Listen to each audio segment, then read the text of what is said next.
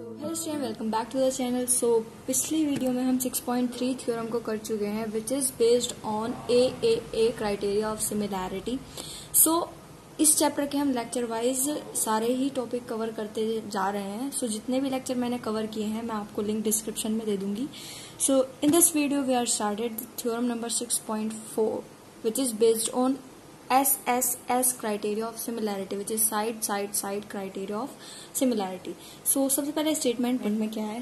If in two triangles sides of any triangles are proportional to the side of the other triangle, then their corresponding angles are equal and hence two triangles are similar.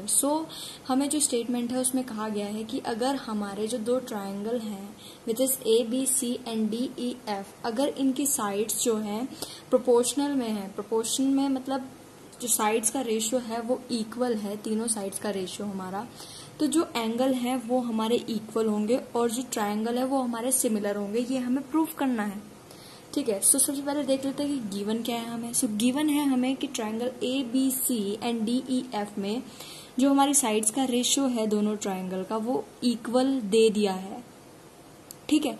अब इसके हिसाब से हमें इसको क्या proof करना है? Proof करना है हमें कि angle A equals to angle D, मतलब angle A equals to angle D होना चाहिए, angle B equals to angle E होना चाहिए, angle C equals to angle F होना चाहिए। तीनों एंगल इक्वल होने चाहिए हमारे और जो ट्राइंगल है वो सिमिलर होना चाहिए। सबसे पहले सिमिलर होने के लिए वही है कि एक चीज तो हमें दे दी उन्होंने। अब ट्राइंगल अगर हमने इन ट्राइंगल्स के एंगल इक्वल कर दिए, तो हमारा सिमिलर हो गए दोनों ट्राइंगल। वही हमें यहाँ पे करना है। चलिए स्टार्ट करते हैं। सबसे पहले हम कंस्ट्रक्शन करेंगे। एक यहाँ पे कंस्ट्रक्शन कुछ इस तरीके से कि draw a line PQ such that. हमने क्या किया कि कंस्ट्रक्शन किया। हमारे पास दो ट्राइंगल थे which is ABC and DEF। तो इस तरीके से दो ट्राइंगल थे, हमने कंस्ट्रक्शन क्या किया कि हमने इस वाली लाइन पे एक P पॉइंट माना, इस वाली लाइन पे एक Q पॉइंट माना, उसको हमने ज्वाइन कर दिया डॉटेड लाइन से। हमने इन पॉइंट्स को इस तरीके से मार्क किया है कि जो हमारी AB है वो हमारी DP के इक्वल हो जाए और जो AC है हमारी वो DQ के इक्वल हो जाए। तो वही मैंने कंस्ट्रक्शन में लिख दिया कि AB is equals to DP and AC is equals to DQ such that कि हमने PQ को इस तरीके से वहां पे ड्रॉ किया है। चलिए आगे देखते हैं। यह सारी चीजें थी हमारी गिवन, कंस्ट्रक्शन, प्रूफ क्या करना है। अब हम प्रूफ करते हैं कि हम इसको किस तरीके से कॉन्ग्रुएंट प्रूफ कर सकते हैं इन दोनों ट्राइंगल को। सबसे पहले आप देख सकते हैं कि हमें क्या गिवन था, साइड्स का रेशियो हमारा इक्वल था। वही चीज मैंने यहाँ पे लिखी which is AB upon DE is equals to CA upon FD। तो ये मेरे को गिवन था यहाँ पे। अब जब ये मुझे गिवन था तो उसके बाद क्या था, बाय कंस्ट्रक्शन मैंने ये किया था DP is equals to AB and DQ is equals to AC। ये मेरा कंस्ट्रक्शन से था। मैं क्या कर सकती हूँ कि जो AB है यहाँ पे मेरा, उसकी जगह मैं DP रख सकती हूँ। तो मैं इसको लिख सकती हूँ DP अपॉन DE। यहाँ पे AB की जगह मैंने DP रख दिया इज इक्वल्स टू CA की जगह क्या रख सकती हूँ, AC is equals to CA की जगह क्या रख सकती हूँ, मैं DQ रख सकती हूँ। DQ अपॉन DF यहाँ पे मैंने रख सकती हूँ मैं इस तरीके से। अब मैंने क्या किया, इनको रिवर्स कर दिया, लाइक इनवर्स इनको घुमा दिया, लाइक DE ऊपर चला गया और DP मेरा नीचे आ गया। मैंने इनको क्या किया कि मैंने अब इन दोनों को क्या है उल्टा कर दिया। तो मैंने DE को ऊपर ले गई और इधर DF को ऊपर ले गई और DP नीचे आ गया, यहाँ पे DQ नीचे आ गया। तो इस तरीके से मैंने इसको लिख दिया। अब इस तरीके से मैंने क्यों लिखा यहाँ पे आपको समझ में आएगा आगे। मैं अब क्या करूंगी कि सब्ट्रैक्टिंग 1 ऑन बोथ साइड। अब मैंने क्या किया कि सब्ट्रैक्टिंग 1 ऑन बोथ साइड, तो दोनों तरफ से मैंने इस इक्वेशन में मैंने दोनों तरफ से 1 सब्ट्रैक्ट कर दिया, ठीक है। तो सब्ट्रैक्ट करने के बाद मेरे पास कुछ इस तरीके से आएगा है कि like DE minus DP upon में DP is equals to DF minus DQ upon में DQ। तो कुछ इस तरीके से आएगा मेरे पास। अब आप देख पा रहे होंगे यहाँ पे कि लाइक DE क्या है मेरा, DE ये पूरा है मेरा। यहाँ पे मेरा DE ये रहा और DP कितना है मेरा, इतना है। तो अगर मैं DE में से DP को माइनस कर दूंगी तो क्या बचेगा मेरे पास, PE बचेगा। तो मैं यहाँ पे PE लिख सकती हूँ। मैं इसको लिख सकती हूँ PE अपॉन में DP लिख सकती हूँ, DP लिख सकती हूँ इज इक्वल्स टू, अब यहाँ पे क्या है मेरा DF है, DF में से मैं क्या माइनस कर रही हूँ, DQ माइनस कर रही हूँ। तो मेरे पास क्या बचा, QF बचा। तो यहाँ पे मैं लिख सकती हूँ QF अपॉन में DQ, इस तरीके से मैं लिख सकती हूँ। तो मेरे पास यहाँ पे कुछ इस तरीके से ये आया। अब मैं इसको फिर से रिवर्स करके लिख देती हूँ क्योंकि मैंने पहले इसको रिवर्स किया था। तो ये मेरे पास हो जाएगा dp upon PE is equals to dq upon QF। तो इस तरीके से मेरे पास यहाँ पे ये आ गया। अब आप देख पा रहे हैं कि जो मेरा dp ऑफ अपॉन में PE है यहाँ पे, और वो इक्वल है किसके, dq अपॉन QF के। तो इसलिए हमने यहाँ पे माइनस किया था इसमें से 1, और इसको इस वाले ट्राइंगल की जो साइड की रेशियो है उनको इक्वल करने की वजह से। सो यहाँ पे अब आप देख पा रहे हैं कि जो मेरी साइड की रेशियो है वो इक्वल हो चुकी है। अब मेरे को थ्योरम थी जो मेरी 6.2 which is converse of BPT, उसमें क्या कहा था कि अगर हमारा साइड का रेशियो हमारा इक्वल होता है, किसी भी ट्राइंगल में अगर साइड का जो रेशियो है मेरा वो इक्वल होता है, तो जो मेरी लाइन है, जहां तक का रेशियो जो मेरी लाइन है वो पैरेलल हो जाती है। वो मेरे को converse of BPT which is theorem number 6.2 में कहा था। सो यहाँ से मेरे पास क्या हो जाएगा, जो PQ है वो पैरेलल हो जाएगा EF के। तो यहाँ से PQ is equals to parallel to EF मैं लिख दूंगी यहाँ पे। सो इसको प्रूव करने के लिए हमने सिर्फ इतना सारा झमेला किया इसमें कि इसकी साइड को रेशियो में डिवाइड किया, फिर उसके बाद यहाँ पे PQ पैरेलल टू EF। अब मेरा ये चीज यहाँ पे हो चुकी है। अब इसकी हेल्प से हमें क्या करना है।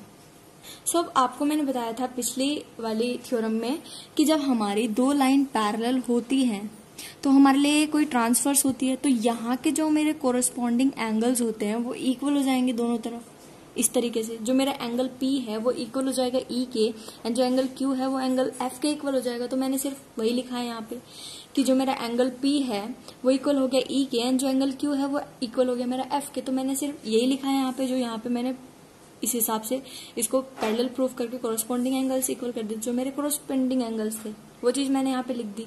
अब नाउ हम बात करते हैं ट्रायंगल DPQ की, DPQ एंड ट्रायंगल DEF की। जो ये बड़ा वाला ट्रायंगल है और ये जो छोटा वाला ट्रायंगल है, इसकी बात करते हैं। सो हमने क्या किया कि जो एंगल P था वो इक्वल था एंगल E के, ठीक है। Angle P equal to angle E, जो हमने कोरस्पॉन्डिंग एंगल्स अभी इक्वल किए हैं पैरेलल लाइन की हेल्प से।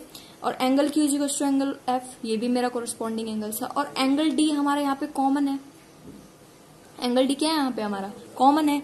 सो एंगल D तो दोनों में है। तो यहाँ से क्या हो गया हमारा कि ये जो यहाँ पे क्या हुआ मेरा कि जो एंगल DPQ था वो सिमिलर हो गया एंगल DEF के AA क्राइटेरिया से, क्योंकि तीनों एंगल मेरे इन दोनों ट्रायंगल के जो बड़ा वाला ट्रायंगल है और जो छोटा वाला ट्रायंगल है उसमें मैंने तीनों एंगल जो है इक्वल कर दिए, ठीक है। इक्वल करने के बाद क्या हुआ कि जो मेरा छोटा वाला ट्रायंगल और बड़ा वाला ट्रायंगल है which is DPQ is similar to DEF by AA criteria, angle criteria से सिमिलर हो गए दोनों ट्रायंगल। अब सिमिलर हैं तो क्या होगा, सिमिलर होने का क्या मतलब है, एंगल तो इक्वल करके सिमिलर कर दिया हमने। अब हम क्या कह सकते हैं कि जो इसकी साइड का रेशियो है वो भी इक्वल होगा, जो इनकी साइड्स का रेशियो है वो भी इक्वल होगा। तो मैंने लिख दिया DP अपॉन DE लिख दिया यहाँ पे is equals to DQ upon DF is equals to PQ upon EF। तो इस तरीके से मैंने यहाँ पे इसको फर्स्ट इक्वेशन कह दिया कि मैंने इनको सिमिलर करके ट्रायंगल को यहाँ से मैंने साइड का रेशियो इक्वल कर लिया। तो फर्स्ट इक्वेशन आ गई मेरी यहाँ से। नाउ मुझे गिवन क्या था, गिवन था इन दोनों ट्रायंगल का, जो मेरा ABC ट्रायंगल है और DEF ट्रायंगल है, गिवन था कि उनका रेशियो मेरा इक्वल है, साइड का रेशियो इक्वल है। तो यहाँ से आप देख पा रहे हैं कि जो मेरा गिवन था वो मैंने यहाँ पे लिख दिया इस तरीके से। अब कंस्ट्रक्शन से हमने क्या किया था, AB is equals to DP and CA is equals to DQ किया था हमने यहाँ पे से कंस्ट्रक्शन से। तो इस वाली इक्वेशन में हम AB की जगह DP और CA की जगह ये रख सकते हैं, तो वही रख देते हैं हम यहाँ पे। सो मैंने यहाँ पे DP अपॉन DE हो जाएगा और इज इक्वल्स टू यहाँ पे मेरा BC अपॉन EF ही रहेगा, और इज इक्वल्स टू में यहाँ पे मेरा क्या हो जाएगा, CA की जगह क्या लिख सकती हूँ मैं, QD लिख सकती हूँ, तो QD अपॉन FD हो जाएगा। सो इस तरीके से मेरा यहाँ पे आ गया। अब मैं इसको दे देती हूँ सेकंड इक्वेशन। तो ये मेरी फर्स्ट इक्वेशन थी, ये मेरी सेकंड इक्वेशन थी। आप देख पा रहे हैं यहाँ पे कि जो मेरा DP अपॉन D है वो इसमें भी है, ठीक है। सो जब ये मेरा इसके इक्वल है और यहाँ पे ये मेरा इन दोनों के इक्वल है, तो मतलब इन दोनों इक्वेशन में मैं कुछ भी इक्वल रख सकती हूँ। सो यहाँ से मैंने क्या किया, यहाँ से मैंने from first and second BC upon EF is equals to PQ upon EF मैंने इक्वल रख दिया। इसकी हेल्प से, इसको हमने इक्वल क्यों रखा, इसकी हेल्प से क्या होगा, हमारा जो हमारा BC है वो मेरा PQ के इक्वल हो जाएगा यहाँ से। सो वही हो गया, क्योंकि EF कॉमन है तो ये तो कट जाएगा। Like BC is equals to PQ मेरे को यहाँ से मिल गया, इस वजह से मैंने यहाँ पे इसकी जगह इन दोनों में से इक्वेट करके इस चीज को यहाँ पे रखा ताकि मेरे को BC इक्वल मिल जाए PQ के। तो BC इक्वल हो गया PQ के, इस तरीके से। अब आगे बात करते हैं। सो हम बात करते हैं in triangle ABC and triangle DPQ। सो अब हम किन की बात कर रहे हैं, ABC ट्राइंगल की और DPQ ट्राइंगल की बात कर रहे हैं हम। ध्यान से देखिए किस किस ट्राइंगल की हम बात कर रहे हैं और कैसे कैसे हम उसको प्रूव कर रहे हैं। सिंपल है बहुत, अगर आप अच्छे से इसको समझेंगे तो। इन ट्राइंगल में क्या है हमारा, AB is equals to DP and CA is equals to DQ। ये दोनों तो हम पहले से कंस्ट्रक्शन के हिसाब से इक्वल कर चुके थे, तो by construction. Now BC upon PQ, like BC is equals to PQ अभी हमने प्रूफ किया है, अभी प्रूफ किया है ना हमने, तो इसलिए हमने इसको प्रूफ किया था यहाँ पे ताकि इन दोनों ट्राइंगल को हम कॉन्ग्रुएंट कर सकें और सारे एंगल हम इनके इक्वल कर सकें। तो यहाँ पे मेरी जो साइड का क्राइटेरिया है कॉन्ग्रुएंसी का जो मेरा साइड का क्राइटेरिया है, वहां से मेरा triangle ABC is congruent to triangle DPQ। अब दो ट्राइंगल मेरे कॉन्ग्रुएंट है तो उनके जो जितने भी कोरस्पॉन्डिंग साइड्स एंगल सब इक्वल होंगे।